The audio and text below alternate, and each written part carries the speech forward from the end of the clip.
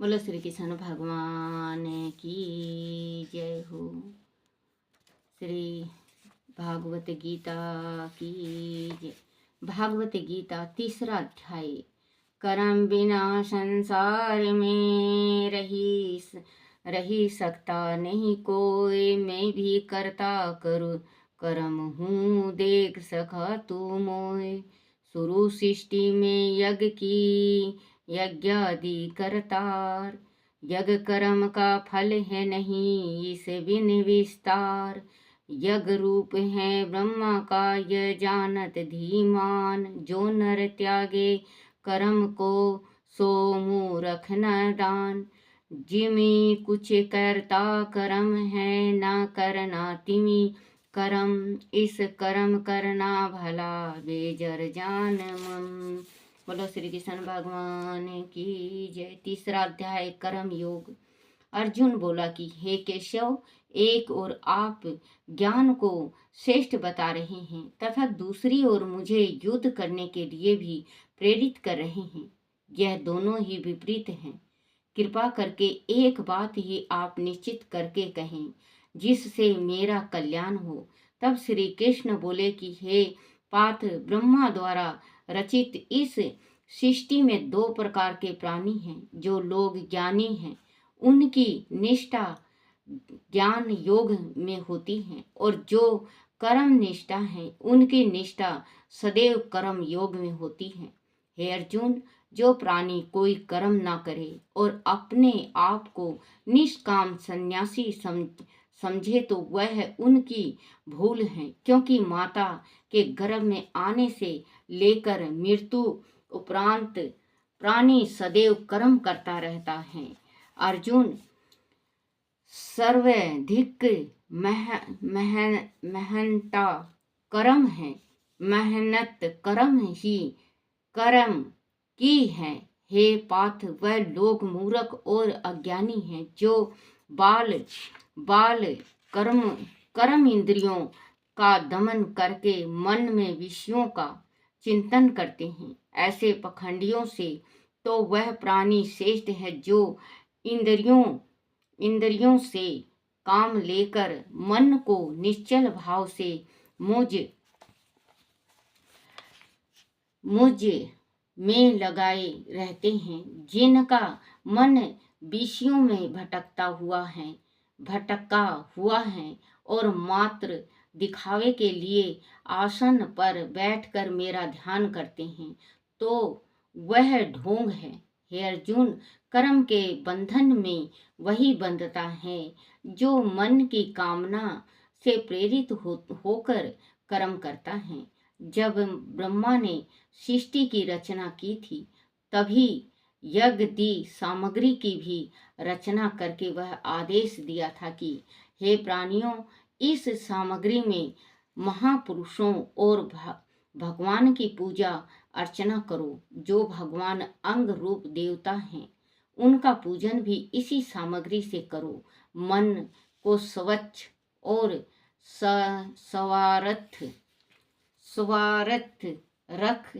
निस्वार्थ रख कर पूजा करने वाला व्यक्ति अवश्य ही मनोमंचित फल पाएगा।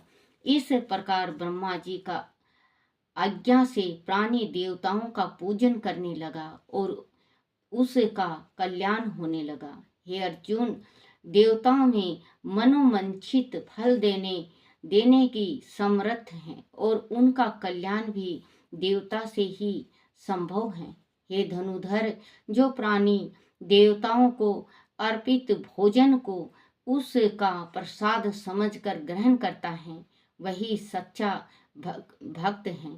जो ऐसे नहीं करता वह देवता का चोर कहलाता है। हे अर्जुन, जो मेरा स्मरण किए बगैर भोजन करता है वह पाप भोगी है। हे पार्थ, प्राणियों की उत्पत्ति अन्न से होती है, अन्न की उत्पत्ति मेघ से होती है। यज्ञ द्वारा मेघ आकाश में मंडराते हैं। यज्ञ करने की विधि वेदों एवं मंत्रों द्वारा जानी जाती है और वेद पर ब्रह्मा से उपजे पर ब्रह्म से उपजे हैं। इसीलिए प्रतिदिन यज्ञ द्वारा सर्वव्यापी ब्रह्मा पूजनीयत वह प्राणी पाप के भागीदार हैं जो कल्याण रूपी पर ब्रह्मा को नहीं पूजते हैं। अर्जुन, वह प्राणी आत्मा निष्ठा है जिनकी केवल आत्मा से ही प्रीति है। उनके लिए कोई भी कर्म करना शेष नहीं रहता। आत्मा निष्ठा का सृष्टि के अन्य जीव से किसी भी प्रकार का कोई प्रयोजन नहीं रहता। इसीलिए हे अर्जुन, तू भी प्रतिदिन आसक्ति रहित कर्म कर। आसक्ति रहित कर्म से ही परम तत्व की प्राप्ति होती है। हे अर्जुन, राजा जनक आदि से लेकर बहुत से प्राणियों ने आसक्ति रहित कर्म के द्वारा ही अपना कल्याण किया। इसीलिए हे पार्थ, तेरे लिए भी कर्म करना ही शोभनीय है। हे कुंती पुत्र, तीनों लोकों में मेरे कहने योग्य कोई कर्म नहीं है। फिर भी मैं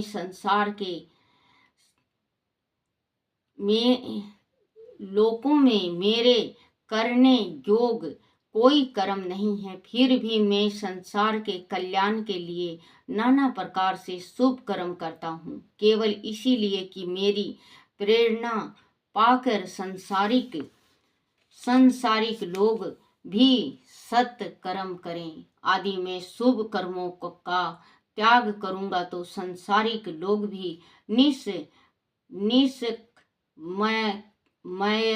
होकर पथ भ्रष्ट हो जाएंगे। आदि में ऐसा नहीं करूंगा तो फिर प्रजापालक कैसे कहलाऊंगा। हे अर्जुन,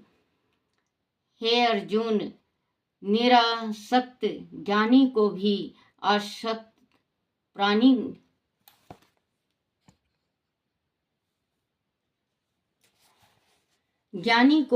असक्त प्राणियों की भांति लोक हित के निमित्त कर्म करते रहना चाहिए। विवेक प्राणी चाहे सिद्ध अवस्था को ही क्यों ना प्राप्त हो जाए, तब भी उनका यह कर्तव्य है कि लोगों के कल्याण के निमित्त सत्य कर्मों का त्याग न करें, सत्य कर्मों की कदापि निंदा न करें। जो प्राणी सिद्ध अवस्था को प्राप्त हुआ है वह अन्य सांसारिक लोगों को सत्य कर्मों से भ्रष्ट न करें, वह मेरा आदेश है। प्राणियों के भले बुरे कर्म शारीरिक इंद्रियों, मोह माया, प्रकृति से उत्पन्न वह अनेक स्वभाव अनुसार शारीरिक इंद्रियों, मोह माया, प्रकृति से उत्पन्न वह उनके स्वभाव अनुसार होते हैं। हे अर्जुन, सभी प्राणियों का रक्षक मैं ही हूँ, इसीलिए अपने सभी कर्म एक ग्रसचित्त होकर मुझे अर्पित कर।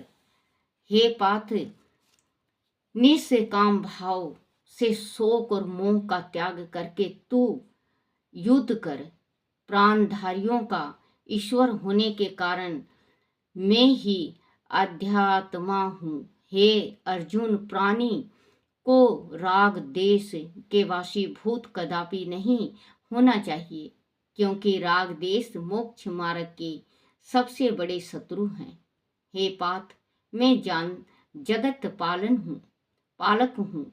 अंत तू अपने मन में उत्पन्न हर शोक को मुझे अर्पण कर दे और निराश मत हो, क्योंकि निराशा ही योद्धा की सबसे बड़ी शत्रु है। हे अर्जुन, जैसे प्रकृति ने प्राणी के अंदर माया को उत्पन्न किया है, वैसे ही उससे कर्म होते हैं। प्रत्येक प्राणी स्वभाव के वश में है, वह स्वयं अपने बस में नहीं है। वह बात गहराई से समझकर किसी को भला अथवा बुरा कहना भी पाप के समान है। श्री कृष्ण के ज्ञानो उपदेश को सुनकर अर्जुन ने पूछा कि हे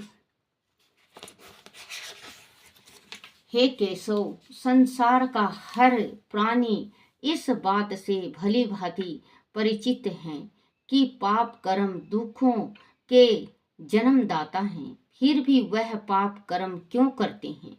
इस पर भगवान श्री कृष्ण ने कहा कि हे कुंती पुत्र, काम क्रोध की उत्पत्ति राजोगुण से होती है। जिस प्रकार अग्नि तृप्त नहीं होती, उसी प्रकार काम भी अतृप्त रहता है। काम प्राणी का आदेश से शत्रु है। इसका निवास प्राणी के शरीर, मन और इंद्रियों में होता है। सर्वप्रथम मन में काम की भावना जागृत होती है, उसके पश्चात इंद्रियां सजग हो जाती हैं, परंतु आदि किसी कारणवश काम की पूर्ति नहीं हो पाती, तब क्रोध उत्पन्न होता है। मनुष्य परिणाम जाने बिना ही दुष्कर्म कर बैठता है।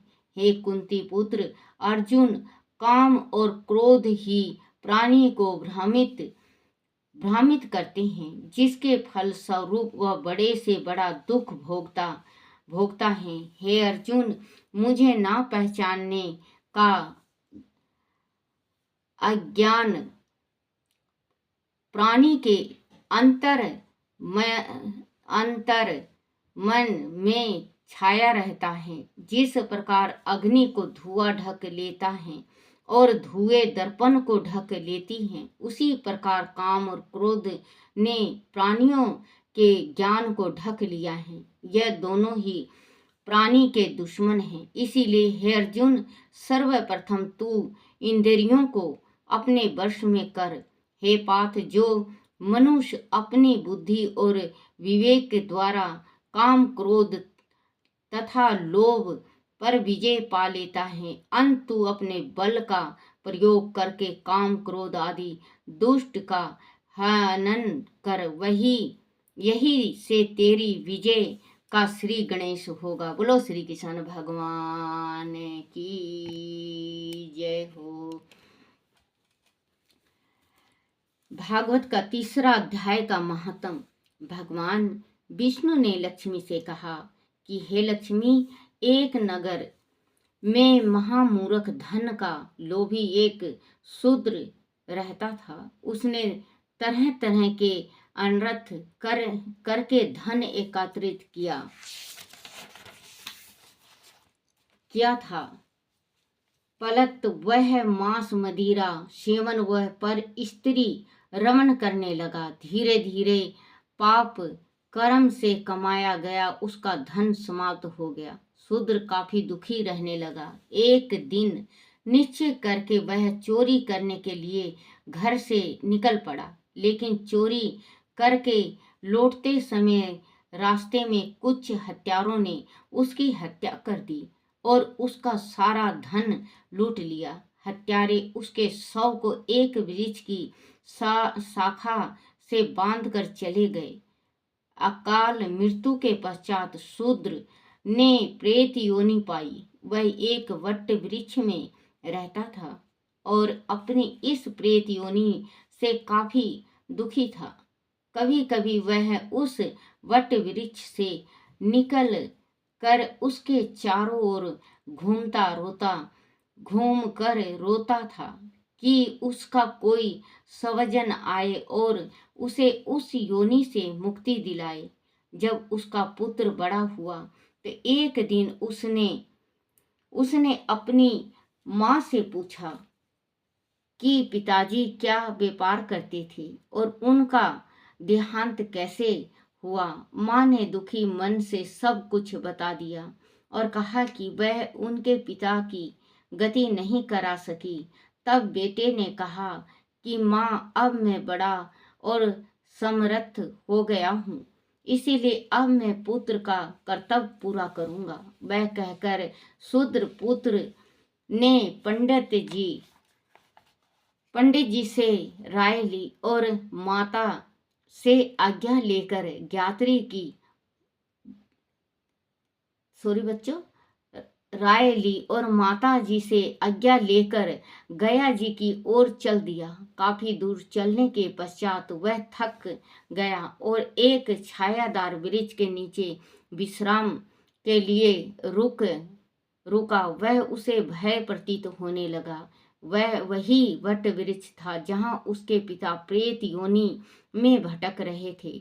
भयभीत होने पर शूद्र पुत्र ने गुरु मंत्र पढ़ा और अपने नियम अनुसार गीता के तीसरा अध्याय का पाठ किया, जिसे प्रेत योनि में भटकते हुए उसके पिता ने भी सुना। गीता के तीसरे अध्याय को सुनते ही उसके पिता ने प्रेत योनि से मुक्त होकर देव देह पाई। अंत में भगवान विष्णु ने लक्ष्मी से कहा कि हे लक्ष्मी, यह कथा मैंने तुम्हें गीता के तीसरे अध्याय का वर्णन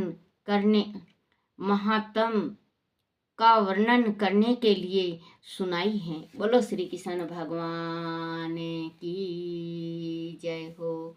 श्री कृष्ण गोविंद हरे मुरारी, हे नाथ नारायण वासुदेवाय, हे नाथ नारायण वासुदेवाय, हे नाथ नारायण वासुदेवाय। बच्चों, ये छोटा सा गीता है, भागवत गीता। आप इस भागवत गीता का रोज एक अध्याय पढ़ा करो। इसके पढ़ने से हमारे घर में सुख शांति आता है। हमारे घर में जो कलेश है वो मिट जाता है। जो किसी की तबीयत खराब है वो ठीक हो जाता है। अगर कोई बुजुर्ग है उसके प्राण में बाधाएं आ रही हैं, बार बार बाधाएं आ रही हैं और बहुत बुजुर्ग है, उसको जरूर सुनाओ। क्योंकि गीता का जो आप एक अध्याय, उसको 18 अध्याय होता है, एक अध्याय रोज सुनाओ। 18 दिन से पहले ही उसकी मृत्यु हो जाएगी। क्योंकि बुजुर्ग जो होता है, जो खाट में पड़ा है, ना वो मरने में है ना जीने में, ना वो खा रहा है ना पी रहा है, तो जरूर सुनाओ। और अगर कोई कोमा में भी हो, बच्चों ये बहुत बड़ा संसार है, कोई अगर कोमा में भी हो और आप गीता का पाठ सुना रहे हो तो बच्चों आप देख लेना वो कोमा से बाहर आ जाएगा। परमात्मा श्री कृष्ण भगवान की उस पर मेहर होगी, ठाकुर जी की कृपा बरसेगी उस पर। तो बच्चों इसका एक अध्याय रोज जरूर पढ़ा करो और सुना करो। सुनने से भी उतना ही फल मिलता है जितना पढ़ने से। कहते हैं कि पढ़ने से नहीं, सुनाने से ज़्यादा फल मिलता है। अब बच्चों आप सुन रहे हो तो आपको, मैं तो सुना रही हूँ और आप सुन रहे हो, आपको डबल पुण्य है जो आप सुन रहे हो। तो गीता का जरूर से जरूर सुना करो बच्चों। ये कार्तिक महात्म में मैंने डाला था ये गीता का। फिर ये गीता का जो होता है बच्चों, रोज पढ़ो रोज पढ़ो, इससे दिल ही नहीं भरता। आप जरूर से जरूर पढ़ोगे और अपने बुजुर्गों को, अपने माता पिता को जरूर इसका एक अध्याय रोज सुनाओगे। बोलो श्री कृष्ण भगवान की जय हो। आरती तुलसी जी की।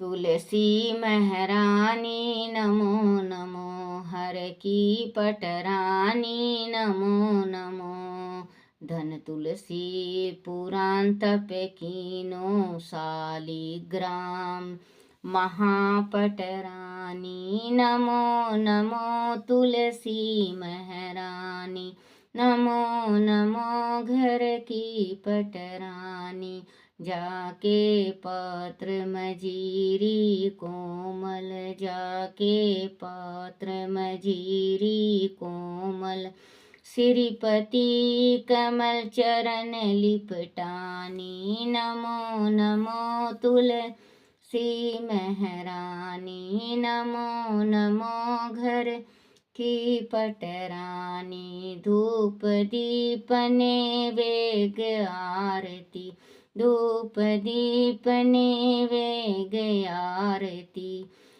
पुष्पन की वर्षा वर्षानी, नमो नमो तुलसी महारानी। 56 भोग 36 व्यंजन, 56 भोग 36 व्यंजन है, बिन तुलसी हरि एक न मानी। नमो नमो तुलसी महारानी, नमो नमो घर की पटरानी। सभी सखी मैया तेरो यश गावे, भक्ति दान दीजो महारानी। नमो नमो तुलसी महारानी, नमो नमो घर की पटरानी। बोलो तुलसी माता की जय, ठाकुर जी महाराज की जय हो। अपने अपने माता पिता की जय, अपने अपने गुरुदेव महाराज की जय हो।